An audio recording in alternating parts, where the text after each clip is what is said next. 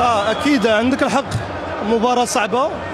المنتخب السوري منتخب منضبط تكتيكيا، كيلعب بواحد الروح. هذا الشيء ابان عليه من خلال المقابلات بثلاثه اللي فاتوا، وكنظن على انه كان واحد المنافس قوي بالنسبه لنا اليوم.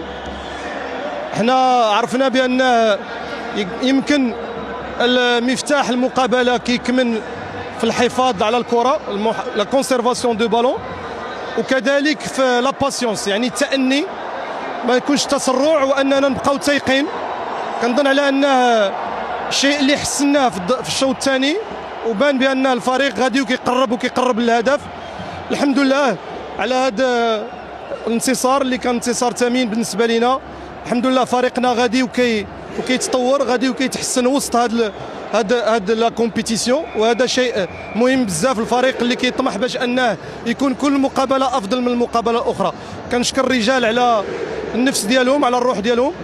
عندنا لاعبين اللي منهوكين بدنيا، ولكن مع ذلك كيكومبونسيو بالقلب ديالهم وبحب الرايه الوطنيه والدفاع على الالوان ديال كره القدم المغربيه. فشكرا كثير لهم.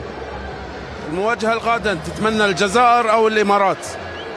والله ما يعني كما قلت لك في هذه الادوار هذو كيوليو جميع المقابلات كيوليو غير كل شيء صعيب. اي ما حدنا كنزيدوا في دور موالي وحنا كتزيد الصعوبات اكثر. فالفريق اللي غادي ينتصر هو اللي غادي يكون يستحق الانتصار، غادي نخوضوا معه المقابله ان شاء الله.